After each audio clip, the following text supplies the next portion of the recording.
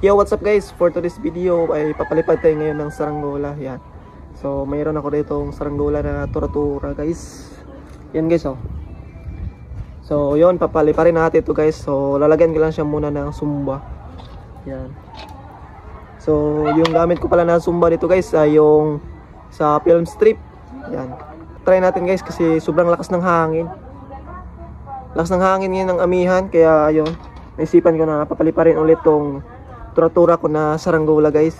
Yan. So andito yung aking film strip. So ito na lang yung film strip ko na natira guys.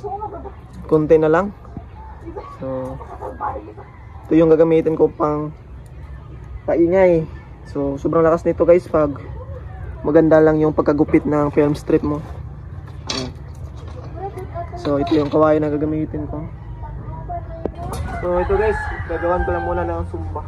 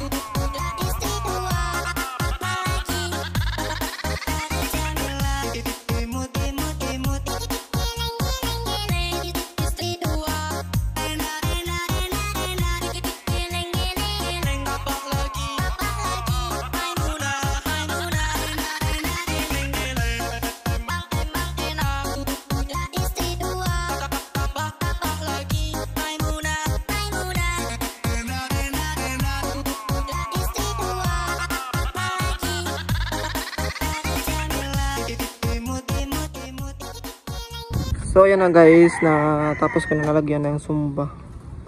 Ayan o. Hindi ko na siya nilagyan ng ulak-ulak dito guys. Tinalian ko na siya dito ng guma. Ayan. So ganda naman to guys pag tinalian ng guma.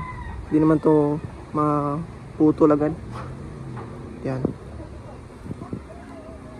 Ayan. So try natin kung gaano kalakas tong film na ginawa ko. So tara guys, so ayan na guys, nandito na ako sa paliparan namin. Sobrang ganda ng hangin. Ang lakas ng hangin sa taas. So ayan ang saranggola.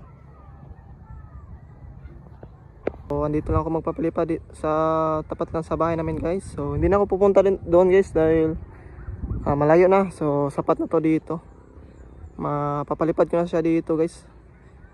Malakas naman yung hangin, kaya kayang-kaya natin dito lang. So yan, try na natin to.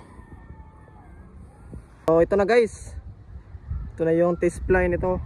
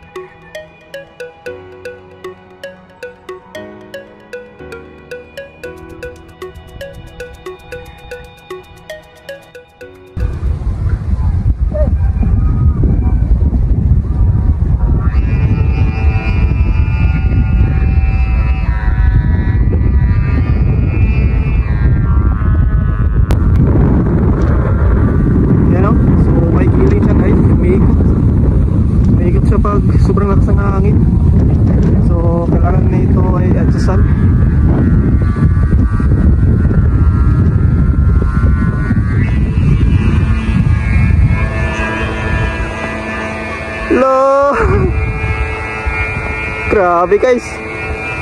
Ayan na. Grabe yung pakpak, tikong-tiko talaga guys oh.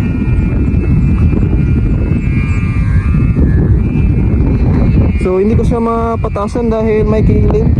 So may ikot siya pag hampasin ng malakas na hangin. Solid pa rin yung lipad niya, kaso lang may kiling kaya umiikot. So adjustan ko to mamaya. Yan guys oh. Kita. So ito na guys, naayos ko na yung kiling niya. So hindi ko na lang siya na-videohan pagkababa. So ayan na, tingnan nyo guys oh. Yan. Yan na guys, maayos na yung lipad niya. So hindi na siya ganong matagilid pag pasin ng malakas na hangin. Yan, so pwede na natin tong taasan. So patasan na natin to guys. Pulusan ko lang muna. Yan.